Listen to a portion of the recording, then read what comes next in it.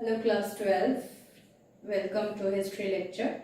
We will continue with our first chapter and today we will see the problem of writing history. There we have already started the colonial construction of history. Today we will do the indigenous imagination or indigenous construction of Indian history.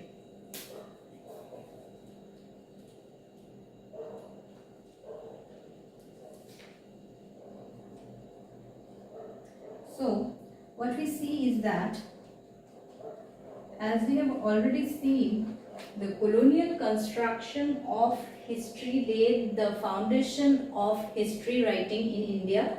Before the coming of the colonialist, there was no tradition of history writing in India. So, colonialists or the imperialists started the tradition of history writing in India, and taking a cue from them, the Indian historians, some Indian historians also started writing about the Indian history, which is called as indigenous imagination or indigenous construction of history. So these started much later, and when the British rule was established in India, or when the British came as a trading company, from that time we see that the colonial construction of history started. But the history writing from the Indian historians started much later, and mostly from the time of the Great Revolt of 1857. So what we see is that in this regard we will see that a different group of historiography emerged, that is in different manner or from different thought history was constructed during this period. So from the indigenous construction, the first category that we can mention is the Hindu revivalist history.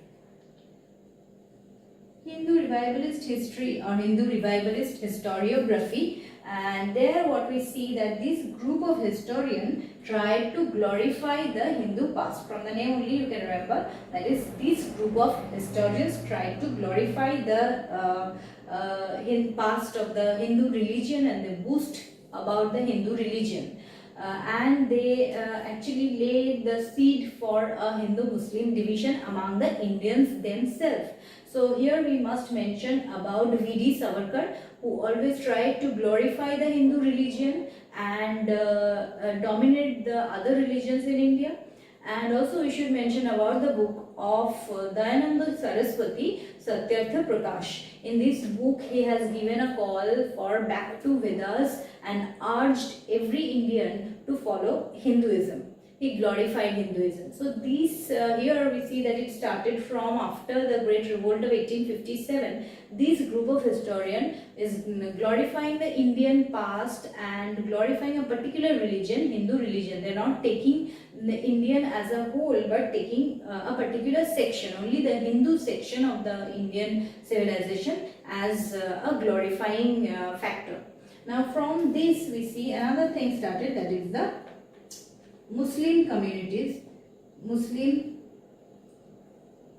separatist tendency, or the Muslim communities historiography started, where we see a group of Muslim historians taking a cue from the Hindu revivalists when they saw that the Hindu revivalists are glorifying only the Hindu religion and Hindu culture and custom. The Muslim historians started writing history from their point of view, and they also started glorifying the Muslim rule, and they proved that they tried to show in their writing that the Muslim rule was best in West Asia. Like this, they tried to prove the glorification or glorifying past of the Muslim religion. So there we see that between these two group of writers, when they are writing about the past of India and its culture, their thought they are presenting, but in this thought, through this thought, a dissension started among the two communities in India, that is the Hindu and the Muslim community. And in this context we must mention about Maulana Shaukat Ali's view, where he said that the Hindu and the Muslim community are two separate community, and there can never be any synthesis between these two communities, even if they live together for more than 1000 years. So thus we see that the seed of dissension, a seed of communalism was shown through the writings of these two group of historians. Another type of historiography that evolved during this time is the regional historiography. Regional history writing or regional historiography. Here we see that the historians are writing history of a particular region, of a particular area or a particular locality, or about a particular king of a particular region. In this context, we should give the example of some regional historical books like the book Siraj-ud-Dawla by Brijen Gupta, and also we must mention about the administrative system of the Marathas by Surendranath Sen. And we see that these historians, also we can mention about the most important book, The Fall of the Mughals by Sir Jagannath Sharkar. Also we see that these historians are writing about the history of a particular region, like the Nodia Kahini by Kumunnath Mullik. These books are falling under the category of regional history, where we see any particular region is highlighted or they are writing a history about any particular region. So this regional historiography or writing regional history also evolved during this time, that is from the 19th century.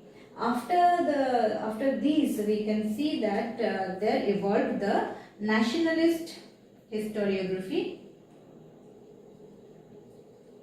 Nationalist history writing became one of the most important part of Indian history writing, and these nationalist historians were not limited among the fold of religion or not limited among the fold of any particular region. They are writing history from a wider viewpoint. They are like trying to glorify Indian culture and custom irrespective of any religion.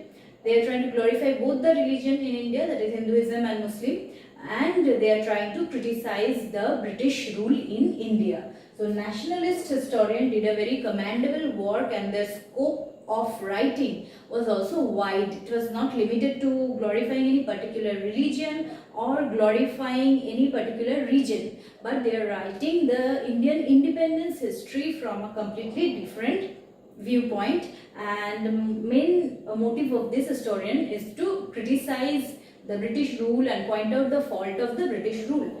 So here also you have to give the examples which are mostly important, where we see you can give the example of Dadabhai Naoroji's book Poverty and Un-British Rule of India, History and Culture of Indian People by R.C. Majumdar, The Fall of the Mughal Empire by Sir Jagannath Sharkar.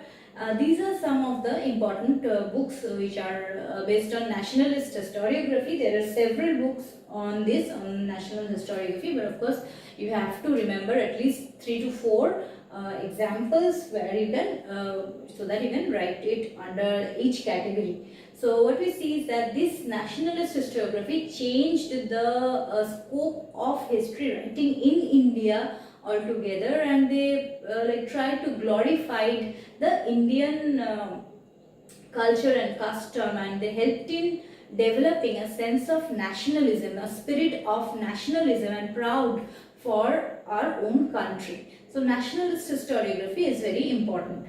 Then we see that we have the economic history writing or economic historiography. Economic history writing or economic historiography, where we see that this group of historians, the economic historians, are trying to write about the history, economic history, about trade, about agriculture, about trading relation with different countries, about these things, about the complete economy of the country. They are also trying to point out how the economy of India developed or suffered under the British rule. So the economic context of India was the main subject matter of economic historiography, and in this context we have to mention the book of Amalesh Tripathi, who wrote an important history of the economic condition of India, and also we should mention about N.K. Sinha's book, who wrote about the history of economic condition of Bengal. So we see that these historians have taken up the economic factor as the main factor for studying history, and we see that these historians are pointing out about the economic ups and downs in Indian scenario. So this developed as a separate branch of history during the 19th century when the Indian historians started writing the history. The next and the last category for indigenous imagination or indigenous construction of history is the social and cultural history.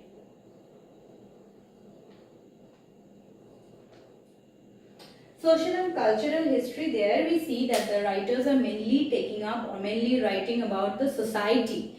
What are the changes that are taking place in the society?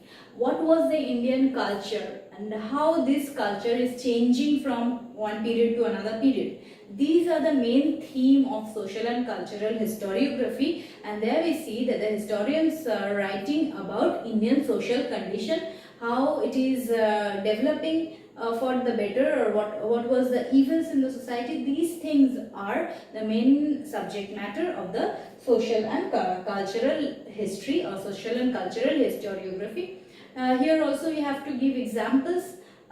We can mention about the important books like the History of Brahmoism by Shivnath Shastri. Then we have Ramtanu Lahiri o Tatkalin Samaj, which is also written by Shivnath Shastri. So these are some of the books which gives us an insight in the social condition of the Indian people, social condition of the Indian people and social and cultural condition of India.